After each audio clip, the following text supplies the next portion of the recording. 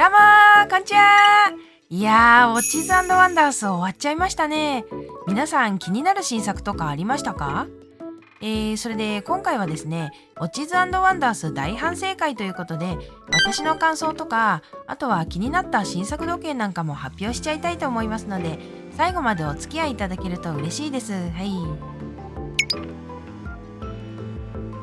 それでですね、まず最初に今年のウォッチーズワンダースの感想を喋っちゃおうと思いますが、これはですね、割と同意してくれる方が多いんじゃないかと思っていますけれども、ホディンキーの記事にですね、静かな年、不調の年、ただの退屈な年、この意見に完全に同意しないわけではないが、っていう文章があったんですけど、まあ今年はまさにそんな印象でしたね。みんなが大興奮して盛り上がるような新作は少なかったように感じます。ただですね、これはしょうがないかなと思う節もあるんですが、ラグスポ系の時計もだいたい一回りしてどのブランドも出揃ってるじゃないですか。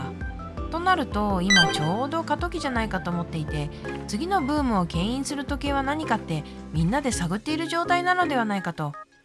だからある意味主役不在になってしまうんですよね。はい。なんだかブームみたいな話になってしまったので、ついでに私が感じた新作の全体的な傾向みたいな話もしたいと思います。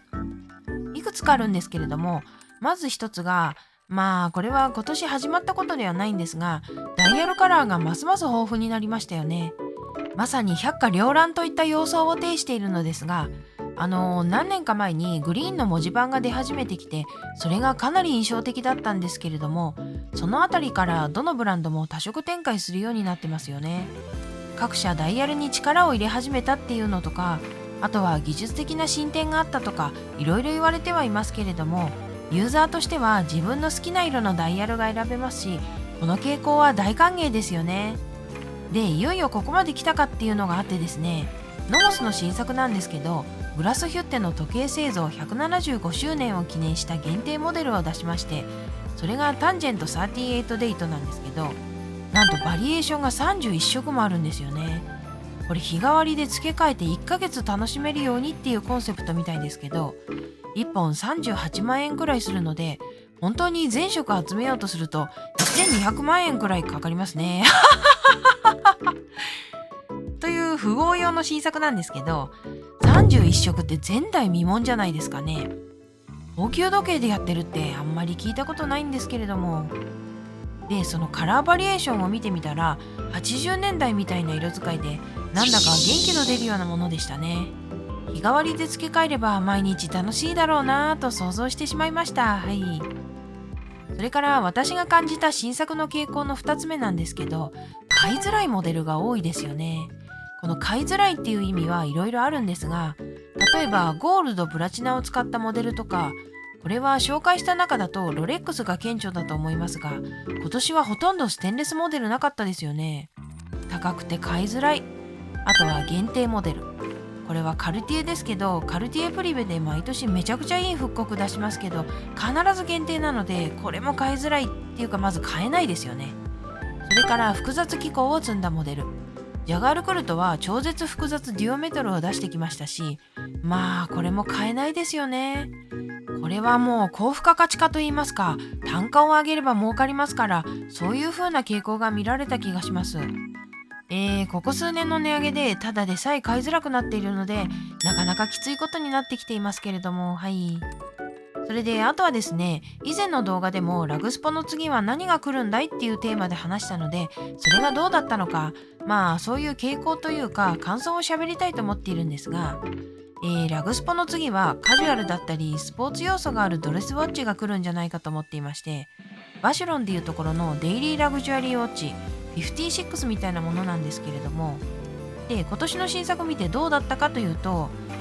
特にこれといって目立ったモデルはなくというのが感想です。本当にドレスウォッチ来るんでしょうか？クロノスの記事で2024年新作はドレスウォッチが大豊作って見出しのものがありましたけど、正直そこまで大豊作っていう風には思わなかったんですけれども、これ理由がはっきりしてまして、ステンレスのドレスウォッチがほとんどなかったからなんですよね。普段のクロノスの記事で紹介されているやつもゴールドのものが5本中3本なので、なかなか手を出しづらい感じになってしまっています。買いやすくて使いやすいみたいなのが増えてくるといいんですかね。ちなみになんですけど、逆にスポーツウォッチ良かったかと言われるとってなってしまうので、冒頭でも言いましたけど、今年は静かな年っていうことなんですかね。はい。あとはサイズの傾向ということで、最近気になる小径化っていうのもどうかなと思ったんですが、あれですね、確かに小さいモデルは増えているのかもしれませんが、ここで言う小さいってのは 40mm 未満っていう意味なんですけども、おそらく小さい時計を求めている方は 36mm とかそのくらいの大きさが好きなんじゃないかと想像しているんですが、そういうのはなかなか出てこないですよね。出てこないというか、出てはいるんですよね、そのくらいのものもレディース用として。これについて一言言いたいんですけど、レディース用とかジェンダーレスモデルみたいなことで35、6ミリの時計あるじゃないですか。いいなぁと思ってもダイヤがついていることあるんですよね。ダイヤいらねえんだわなかったらいいのにみたいなの多くないですか？今年で言えばちょっと紹介したレイモンドウェイルなんですけど、ミレジムっていうモデルに 35mm のものが登場して、これはおすすめできるんじゃないかと思ったんですが、ラグにですね、ダイヤがついてるんですよね。これはあかんってなって断念しちゃったんですけどね。はい。ちょっとダラダラ喋ってしまって申し訳ないのですが、もう少し言いたいことがあるので続けちゃいますと、今年の新作で残念だったなと思うことが2つあるんですけど、いや正直もっとあるんですが、大きいのは2つでして、1つ目はパティック・フィリップの新コレクションの発表がなかったことですね。別の動画で熱弁してしまったんですが、今年新コレクションの発表があるだろうという情報がありまして、ウォッチズ&ワンダースで来るんじゃないかなと心待ちにしていたんですよね。今年の新作で一番楽しみにしていたのはこれと言っても過言ではなかったんですが、これは本当に残念でなりません。本当に新コレクション来るんでしょうかはい。で、もう一つ残念だったのが、ショパールの LUC1860 に別のダイヤルカラーが出なかったことですね。これは2番目に楽しみにしていたんですが、来なかったですね。さっき散々ダイヤルカラーが豊富になったって吠えてたやないかいって感じなんですが、肝心なところが来なくて非常に残念でしたね。だから今年期待していた2大事案が両方ともスカってしまって、私は割とショックなウォッチズ&ワンダースでしたね。はい。では気を取り直して、今年の新作で気になったものを5本ピックアップして紹介しようと思いますが、すみません、正直心にぶっ刺さった新作1本しかなかったんですよねなのでどうしようかなと思ったんですが、クロノスでいろんな方が今年の新作ベスト5を選んでるじゃないですか。なのでそこの5本に入ってきそうなやつってことで、時計のプロが選びそうなモデル5本を選んでみました。あと一応限定ものは外して選んでおります。ちなみに動画投稿したタイミングでもうそういう記事が載っているかもしれませんが、一応まだ見てない状態で作っているので、その部分は温かい目でお願いします。はい。では1本目ですけど、1本目はグランドセイコンの SLGW003 ですね。これは今年唯一私の心にぶっ刺さった1本で、今年のナンバーワンはこれだと思っています。エボリューション9白樺の手巻きドレスウォッチバージョンですね。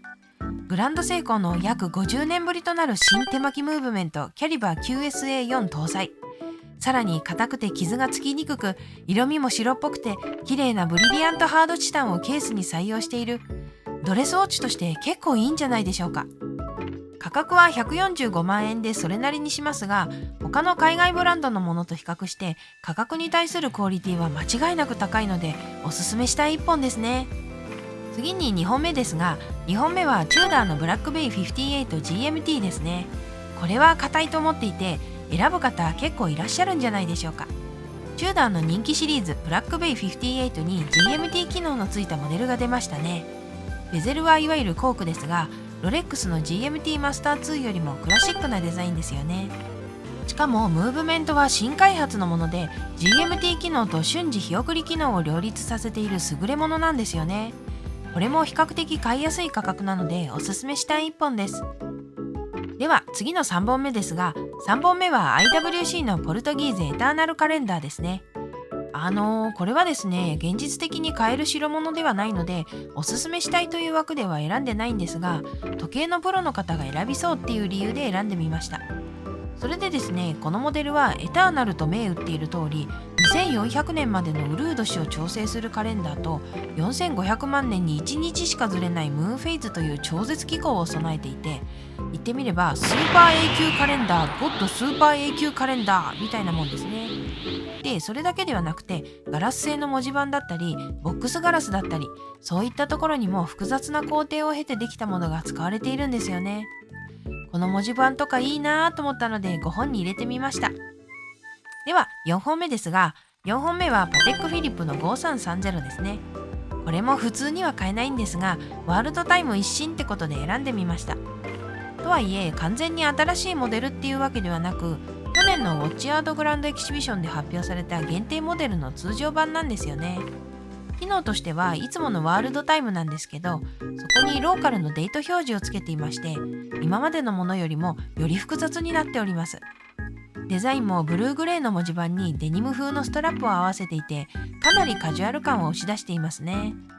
このモデルを見て思ったんですが、パテックフィリップは全体にドレスからカジュアル路線に向かっているように感じるんですよね。結構心待ちにしている5196の後継機がなかなか出てこないですし、やっぱり今の流行りはカジュアルなんでしょうかね。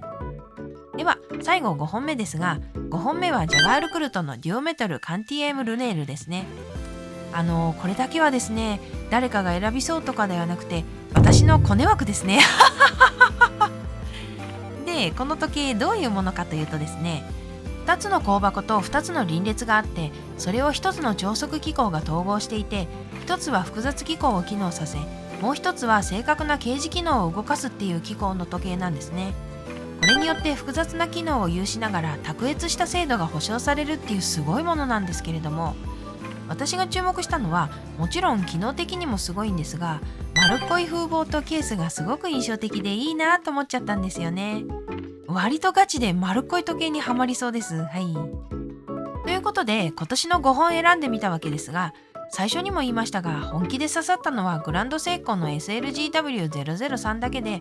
あとおすすめできるとすればチューダーのブラックベイ 58GMT くらいですね。今年5本選ぶのはしんどめでした。はい。そんな感じで今年のウォッチーズ&ワンダースの大反省会でした。今年は静かな年という印象でしたということで締めたいと思います。それではこの辺で。みんな、あったかくして寝ろよ。ウォッチーズ&ワンダースが始まってから、よっしゃやったるでと思って10日間で8本の動画を投稿しまして、柄にもなく張り切ってしまったわけですが、まあ一つ思うのは全力を出せばこれくらいのペースでいけるってことですね。普段全然本気出してねえじゃねえか。いやー、ネタが続かないのでずっとそれができるかといえば実際には無理だと思いますが、もっと気合い入れろやって思いましたね、自分で。はい。それでは。